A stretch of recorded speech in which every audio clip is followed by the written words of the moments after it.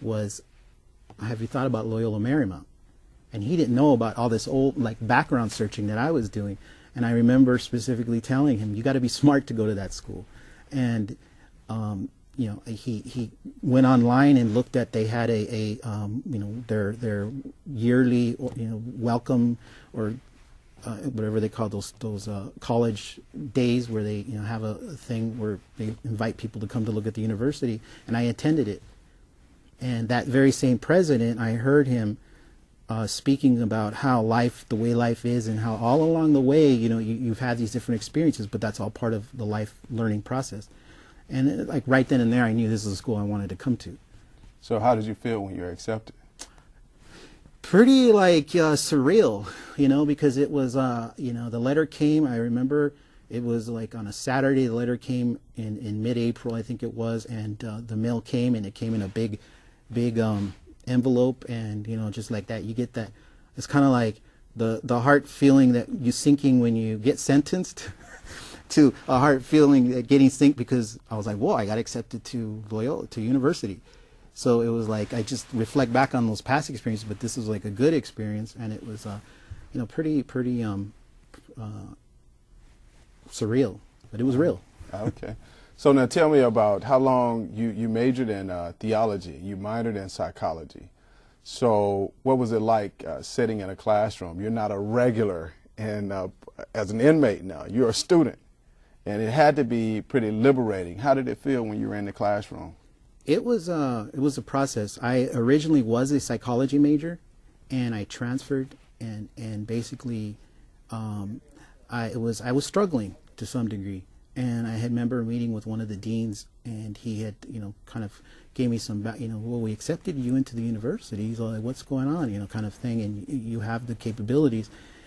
And, you know, I realized that I didn't like psychology, and what I did like was theology, and I liked the being able to write and express my views and engage in those discussions. And so I switched majors. Okay.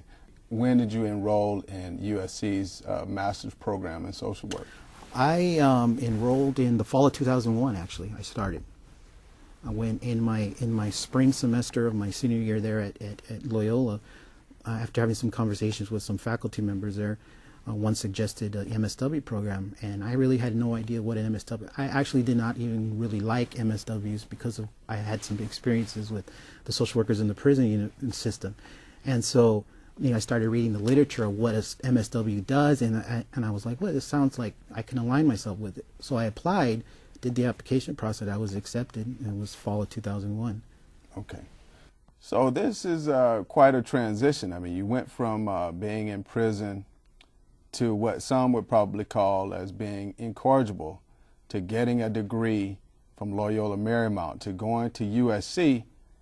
USC is a pretty prestigious university. Loyola Marymount is also, but to going on the campus of USC, how did it feel when you just first stepped foot on the campus? Yeah, I got my my doctorate from USC, and I just know how it is a pretty spectacular learning environment. Yeah, it was, well, I had already went through the Loyola experience, which was, in comparison, it's a smaller university. So when I was at USC, I was like amazed. I mean, I enjoyed it. I mean, it was like it was a lot of, you know, things that I was going to connect into the university. And it was pretty, it was, again, it was in a sense surreal. Wow, I'm here, you know, and it's kind of like, I think, and as I look back on it, how, and I think now that there's been some time, and you look back and you start, I think there's like this, you're set, I'm set, but you really don't feel it until after you're done. Right. And I guess it kind of settles in, and then now it's like, you know, wow, you know, it's like. So you have your thing going on here, which is amazing. I want to get your family's reaction to this type of transformation that is happening. What do your parents think? What do your relatives think? What do your friends think about what is going on with Luis Garcia at this time? Well, you know, I think the family was, they've been, you know, they've always been supportive in all manners. And, you know, it was like when I graduated from Loyola, my whole family showed up to the graduation.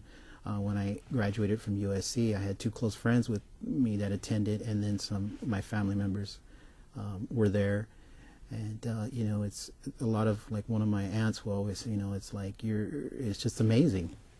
And I guess, like, sometimes it's like, yeah, I guess it is amazing. It's just something I feel like I've always wanted to do, and it's finally, you know, I did what I needed to do, and I did it right, and it kind of fell into place. So you're currently pursuing a doctorate in higher education from Loyola Marymount?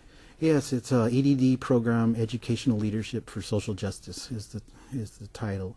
And I am in my second year now, and I applied right during the final year of my MSW studies, and then I was accepted, and then we started last fall. Okay, tell me about your personal statement. You remember it? It was pretty much a little bit overview of all my different various experiences and my personal experiences, and I did include, well, my research interest now is the experiences of parolees who are now in community college or in any, you know, in an education environment. That was what I basically had written, was my research interest, and then from there it was a short. I had to put more of a background in my MSW application as in that personal statement, and this one was much more concise. Well, you seem like an ideal candidate, an expert, to really be giving consultation to the governor of California on how we can reform this broken correction system. With each dollar, it is seemingly getting increasingly worse. We're teetering on a $9 billion corrections budget for the state of California. We're laying off teachers. We have built more prisons than we have schools, universities. We pay for the average inmate about $50,000 per year, and that's probably about 10 times the amount that we pay for a K through 12 student. How do you see the state of California, at least, reforming the system? What are the strategies that you envision? I don't expect much, actually. You know, I was, and it's not really to sound cynical, but I was, yesterday I was reviewing one of my books that I've had, and it was written by, I think it was a sociologist, John Irwin. It's called The Fallon. And it is an original, one of these original copies. It's an old copy that I got somewhere down the line. And I was reading some of the stuff that was occurring back then, and to what is now, and, you know, in my own community experiences and working with, or, you know, kind of following the policies. And I think a lot of the stuff, a lot of the big policies and stuff like that there needs to be some total, I guess, overhaul, I guess, is what I'm saying, and what I'm seeing that eventually, you know, trickles down to the parole office, and how the parole, which there's a lot of great parole agents, but then the whole culture of the whole department, and how that rehabilitation now is in their name, and how does that work its way out into the parole office, and giving them, the parole agent, the tools that they need to actually carry out, you know, a rehabilitative focus instead of basically compliance. Okay. So tell me about your vision. What do you see yourself doing in about 3 to 5 years? I think I see myself as somewhere being able to contribute a lot of my experiences and my professional experiences, and now with these academic degrees, contribute to policy, to educating perhaps, you know, the offender, or, you know, basically just being able to be of service, I want to say, that, you know, for the individual that may decide to, you know, follow the path that is available to them as a citizen when they come back into the community. Okay.